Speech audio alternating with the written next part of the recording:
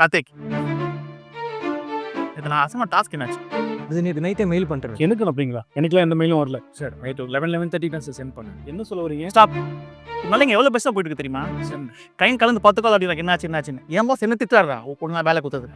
Mail send பண்ணலாம் sir. ஒரு area unfit for anything. உனக்கு கொடுத்த வேலை ஒரு வேலை உபயோக செய்ய தெரியுதா உனக்கு? மெயில் பண்ண ஒரு ஜீரோ மேன். ஒரு வேலை பண்ணா அது குற்ற பண்ண தெரியாத நீலாம்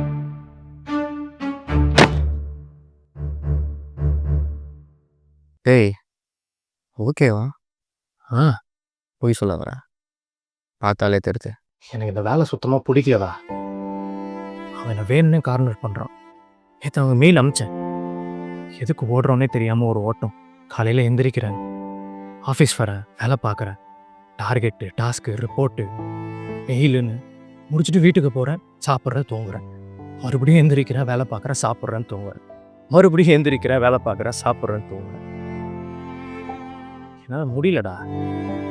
இந்த கீபோர்ட் சத்தம் இருக்குல்ல, அது தட்டி தட்டி தூங்கும் போது கூட அதோட சத்தம் காதில் கேட்டுக்கிட்டே இருக்கு. இதெல்லாம் எதுவுமே வேணாம், பேசாமல் விட்டுட்டு ஊருக்கு ஓடிடலான்னு தோணுது. அப்படி தோணும் போது எங்கள் அம்மாவுக்கு எப்படி தான் தோணுமோன்னு தெரில.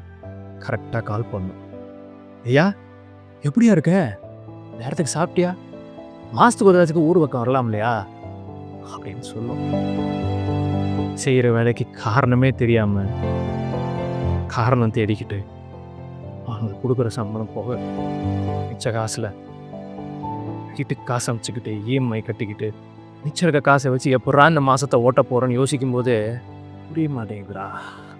அம்மா முட்டி வலின்னு சொல்லிகிட்டு இருந்துச்சு. இந்த மாதம் ஊருக்கு வருவே இல்லை, வந்தா என்னைய ஆஸ்பத்திரி கூட்டு போறியா அப்படின்னு கேட்டுச்சு. இந்த மாதம் கூட்டு போகலான் இருக்கேன். அந்த ஒரே காரணத்துக்காக மட்டும்தான் எங்களை சொல்கிறதெல்லாம் கேட்டுக்கிட்டு இன்னும் நான் வேலை செஞ்சுக்கிட்டு இருக்கேன். இங்கே நான் மட்டும் இல்லைடா,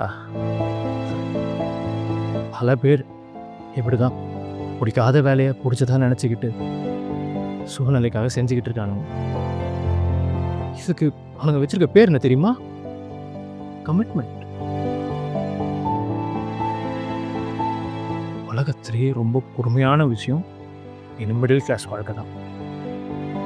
நம்மளும் சந்தோஷமா இல்லாமல் சுற்றி இருக்கவங்களையும் எப்போ சந்தோஷமாக பார்த்துக்கிறதுன்னு தெரியாமல் நொந்து சவுண்ட் நரக வாழ்க்கடாது.